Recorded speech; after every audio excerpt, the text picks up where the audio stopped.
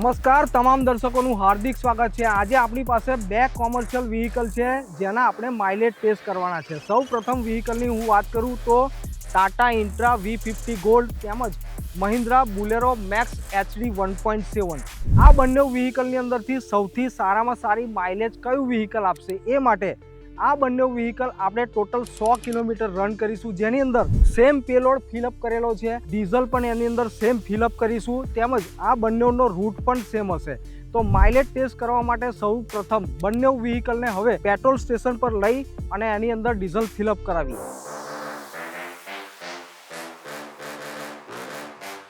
તો અત્યારે આપણે છે ફ્યુલ સ્ટેશનની અંદર, જેમાં બંને વ્હીકલની અંદર આપણે ડીઝલ ફિલઅપ કરાવી લઈશું। ત્યાર પછી આપણે જોઈશું કે માઇલેજ ટેસ્ટ કરવા માટે આપણે હાઈવે પર જવાના છે।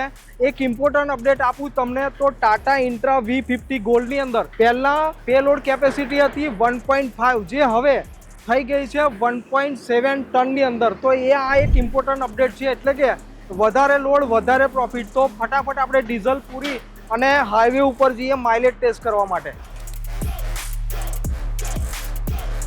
અત્યારે હું ટાટા ઇન્ટ્રા V50 ગોલ્ડના કેબિનની અંદર છું। કેબિન ઘણું સ્પેશિયસ અને એકદમ કમ્ફર્ટેબલ છે।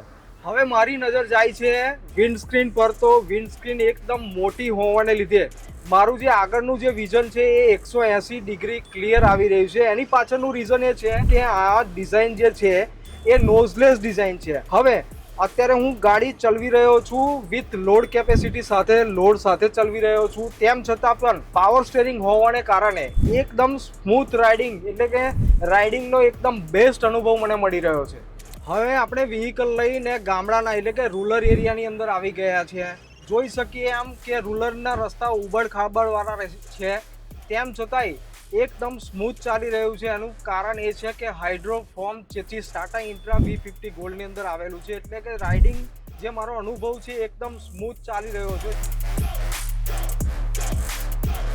તો અત્યારે આપણે બોલેરો મેક્સ HD 1.7ના કેબિનની અંદર છે। હાઈવે ઉપર આપણે ગાડી અત્યારે ચલાવી રહ્યા છીએ।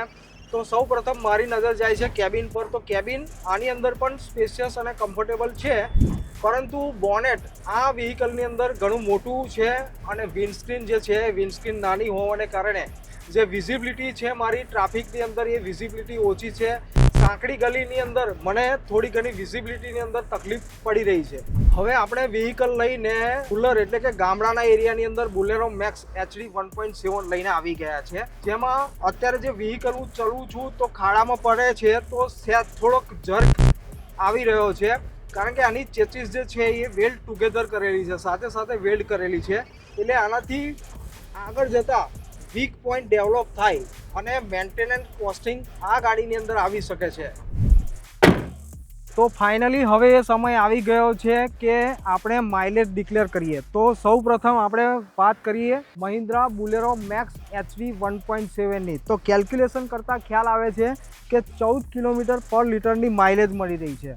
હવે આપણે વાત કરીએ ટાટા ઇન્ટ્રા ગોલ્ડ V50ની। તો આ ગાડીની અંદર તમને 16 કિલોમીટર પર લીટરની માઇલેજ મળી રહી છે। તો 2 કિલોમીટર પર લીટરની માઇલેજ વધારે મળી રહી છે ટાટા ઇન્ટ્રા V50 ગોલ્ડની અંદર। તો અગર આપ 50,000 કિલોમીટર પર યર ગાડી ડ્રાઈવ કરી રહ્યા છે તો તમને થવા જઈ રહી છે મોટી બચત। તો સ્માર્ટ ચોઇસ છે ટાટા ઇન્ટ્રા V50 ગોલ્ડ।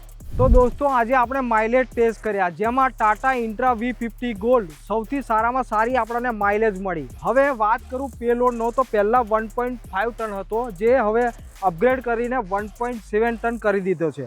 હવે વાત કરું ચેસિસની, તો એકદમ મજબૂત ચેસિસ આપણને મળી રહી છે, ડ્રાઇવિંગ કમ્ફર્ટ પણ સારી છે। તો મારા હિસાબથી ટાટા ઇન્ટ્રા V50 ગોલ્ડ સૌથી બેસ્ટ ચોઇસ છે તમારા બિઝનેસ માટે। જો આપ પણ આપની ગાડી બુક કરવા માગતા હોય તો આજે જ ટાટા કોમર્શિયલ ડીલરશિપની નજદીકમાં મુલાકાત લો। Thank you.